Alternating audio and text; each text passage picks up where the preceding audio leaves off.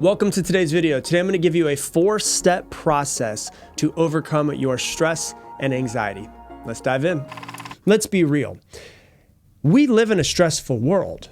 Over the past 100 years, a lot has changed for humans. I can't even imagine how much has changed for humans. When I used to talk with my grandparents before they passed away, it was like they had stress in their life for sure.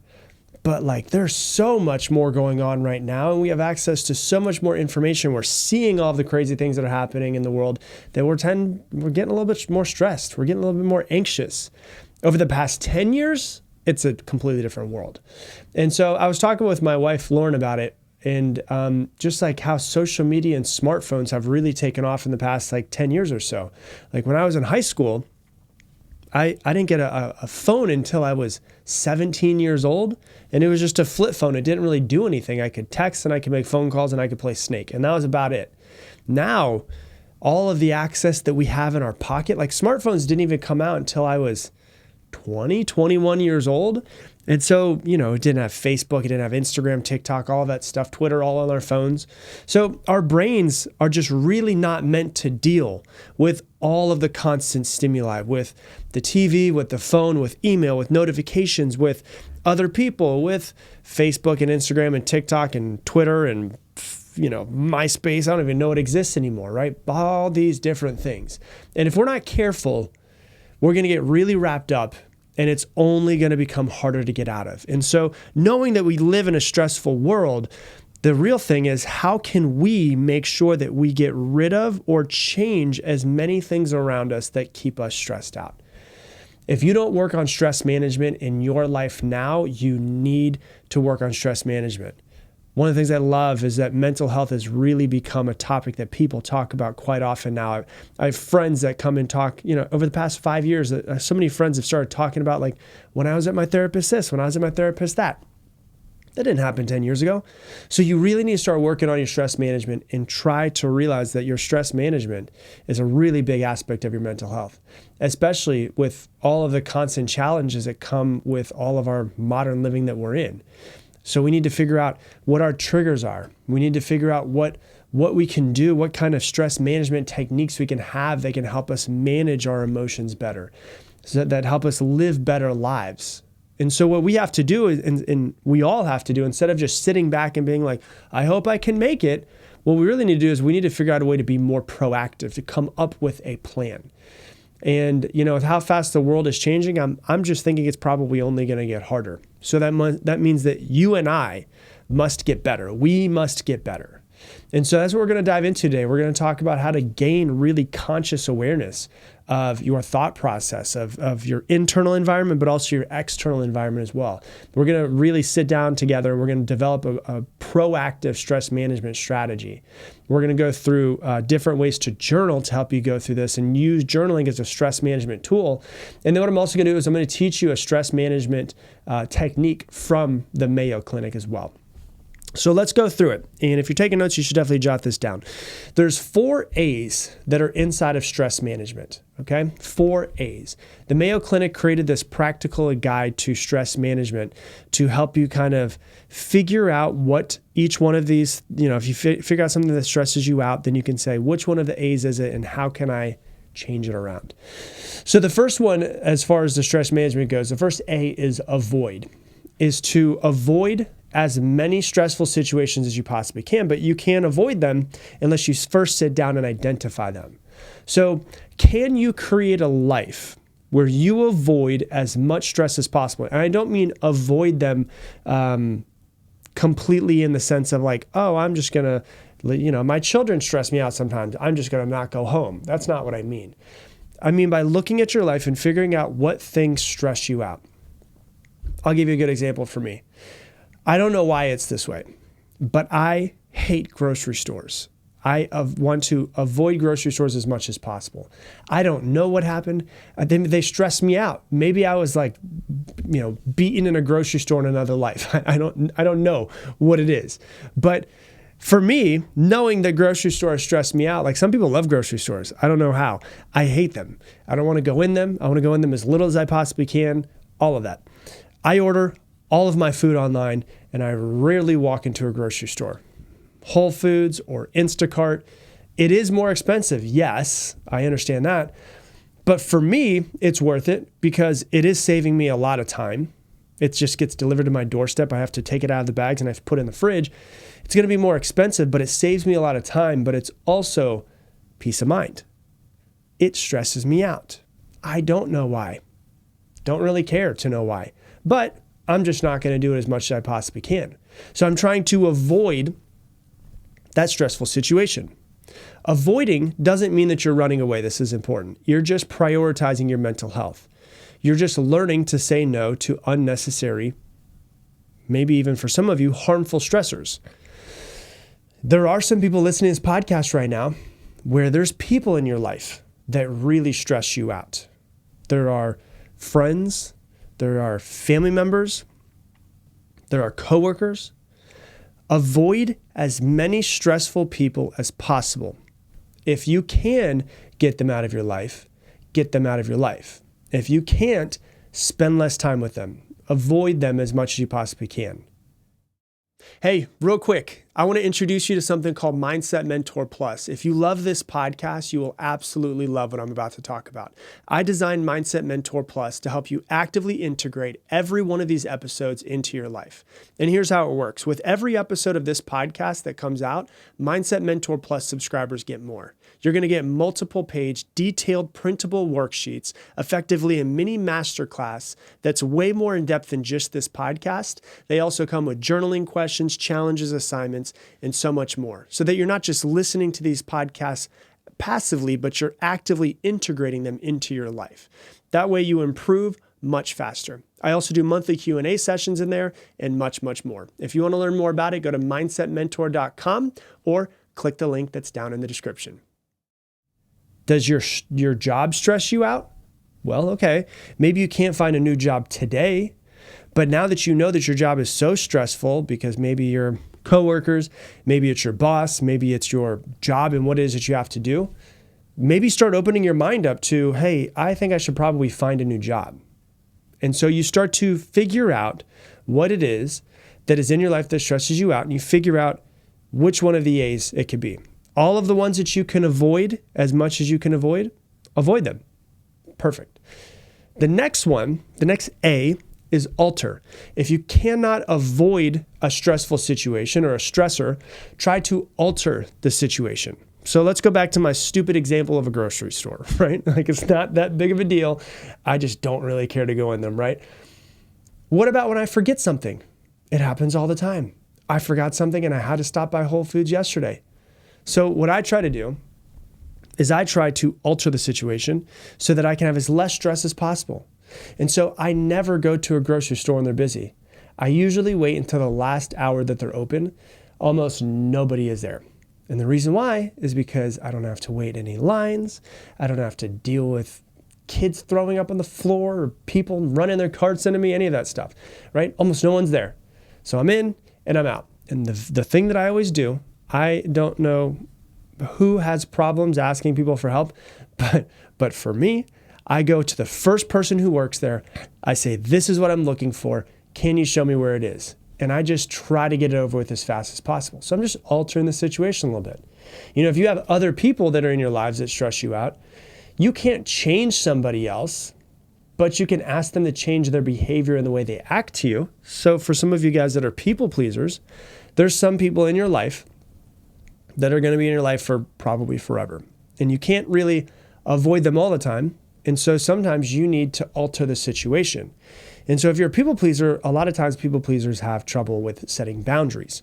You need to set boundaries and you need to talk to the person and ask them to change their behavior in the way they act to you. So maybe it's like, hey, they talk to you this way and it really stresses you out. It makes you feel bad about yourself, whatever it is. You need to have a real, open, honest conversation. Say, when you talk to me this way, this is how I feel. Can you please change it? And see if you can alter the situation that's happening between you and that person. You know, and you communicate your needs and your feelings more directly. And they might change, but they also might not change. Either they can alter or you can alter with them. And so that's something that you really need to figure out as far as each situation goes. If you can't leave where you work because maybe you've got a really great job in a neighborhood where there's, village where there's not many people there, whatever it is. Can you change your working conditions around? Can you alter the situation? Can you make sure that that person who's stressing you out, you might not be able to fully avoid them, but can you alter the way that they talk to you? Can you alter how much you see them? See what you can do to try to alter the situation. The next A is accept. Sometimes you cannot avoid a situation. Sometimes you cannot alter a situation. And in these cases right here, acceptance is really, really crucial. Acceptance, though, and this is important, I want you to understand this. Acceptance of some situations doesn't mean that you're denying yourself. A lot of times, though, our stress doesn't come from the situation itself. Our situation comes from us not accepting. We want the world to be different than it is. We want someone else to be different than it is. And then we say, it's not what I want it to be, so therefore I'm stressed out. When in reality, you would be less stressed out if you would just accept the situation. You would be less stressed out if you just accepted that that's how that person is and not try to mentally fight them or fight the situation. And once again, like I said, acceptance doesn't mean that you're denying yourself. Acceptance also doesn't mean pretending that you don't feel how you feel. It's acknowledging that it's okay to feel that way. Somebody comes in and they say something to you and they're just brash or rude or however it is. Well, they might come in and they might be rude and we don't want them to be rude, but there's a situation where they're rude and there's another situation which is we don't want them to be rude and you can't change other people. So sometimes if you just accept that they're rude and you accept that that's how they are, it's a lot less stress because you're not having two battles of they're rude and you don't want them to be rude. It's just like, oh, they're rude. I'm going to accept it. Whatever. Can't change them, but I'm not going to let this person's energy affect mine. I'm not going to let this person's judgments or feelings. Those are not my feelings. I'm not taking on somebody else's feelings. Get out of here. I got my own feelings I got to worry about. And it's just saying, hey, I'm not going to take on what that other person is or saying or doing or how they are. Somebody screwed you over in the past. You can hold resentment forever if you want to. Cool. See how that works for you, dude? Or you can accept it and you can move on. There's so many people that are stressed out today, like incredibly stressed out today over something that happened to them 2 years ago, 5 years ago, 12 years ago. It's like that phrase, these mountains that you're carrying, you were only meant to climb. You don't have to take this stuff with you. It's another example that pops in my head. I've used this story a few times. But there's an old parable of two monks walking through a forest, and they walk by a river, and there's a lady that's trying to get across the river. And she can't really get across by herself. And one of the monks walks up to her and he says, ma'am, do you need help across the river? She's like, yes, I do. And so he picks her up, walks across the river, walks through the river and drops her off on the other side. Then he goes back across the river, goes back to his little monk friend, and they start walking. And about an hour later, the other monk who didn't pick the lady up says, he's like, brother, you know that we swore to not touch anyone else, to not touch someone of the opposite sex, and you just picked that woman up. And he's like, I dropped her off an hour ago. You're still holding on to her. And so it's this thing of like, this happened in the past. He was just helping somebody across. But the other guy who was watching it happen was so caught in his mind of like, you did something wrong. And it was like, hey, that happened. I dropped her across the river an hour ago. You've been holding on to her this entire time. And so it's that kind of thing of just like, maybe you've put yourself through enough stress and sometimes just forgiveness is what's needed. And you don't forgive somebody for their sake. You give somebody for your sake. When you forgive someone, you're releasing yourself from the stress and the energy of resenting or blaming that person. There's also like forgiving yourself too. And I don't want to go too deep into forgiveness because I have an episode. If you just Google and scroll back, if you want to find my episode on forgiveness, you definitely can. It's much better than just this quick little summarization. But if you need to forgive, you need to forgive. If you messed up in a relationship, they broke up with you and you did something and you think, oh, I'm so stupid. I can't believe I screwed up. I'm not worthy of anyone else's love. So instead of thinking like that, it's like, hey, I messed up. I learned. I forgive myself. I'll never do it again. A lot of times, sure, we need to forgive other people, but more than anything else, we need to forgive ourselves. Just do better next time. That's fine. And then the last A is adapt. We need to do our best to face stress and then figure out a way to adapt to it. There's no such thing as a world without stressors. It's just about we need to be better. So long-term stress management really involves us adapting to unavoidable stressors. Yeah, we can change all of them and get rid of all the other ones that we can, but there are some unavoidable stressors that are going to be in our life. That means altering our perspective to view the stressors as challenges rather than like a crisis. So therefore, we see it as a challenge and we become more resilient by working through it. Just get better. I have this note card that's right next to me when I work every single day, and it just says, be better. Just be better. If you want your life to be better, be better. If you're not good enough at something, be better. Just make sure that every single day you keep leveling up yourself. Get better. Don't ask the world to cater to you. Don't ask the world to cater to you. If you're wanting the world to change for you, you're going to have a really hard life because the world's not going to change for you. And then so what you do is you take your journal out and you start writing through these things. And you want to create a stress journal, and it can be a really, really highly effective strategy for stress management. What you're going to want to do is this, okay? You're going to want to identify your triggers. You're going to want to understand your emotional responses, and then you want to develop coping mechanisms for those. So the idea of this is to learn yourself, to sit down with a pen and paper and write down what triggers me. What is triggering me? What's triggering me right now? When you find yourself stressed, take out a pen and paper and write it all down. I know most people listening are not going to do this because a lot of times it's in one ear and out the other, but I promise you, if you do this, it will absolutely change your life. Whenever you're stressed out, whenever you're triggered, whenever something's going on, take out a pen and paper and get all of it out of your head and get it onto a piece of paper. Ask yourself, what is triggering me right now? Ask yourself, what do you feel? Well, I feel this way. Ask yourself, why do you feel that way? Well, I feel this way because of X, Y, Z. And then ask yourself, what can you do about it? You will learn more about yourself than you ever have. You'll start to see triggers before they come up, and you'll be able to navigate them way better. And you'll start to develop coping mechanisms when you do get stressed out. When you do get triggered, when you do get stressed, when you do get anxious, whatever it might be, just instead of getting all wrapped up in it, what I want you to do is get curious. There should be no judgment in this. Instead, take a really compassionate, curious approach and just start to get curious about yourself.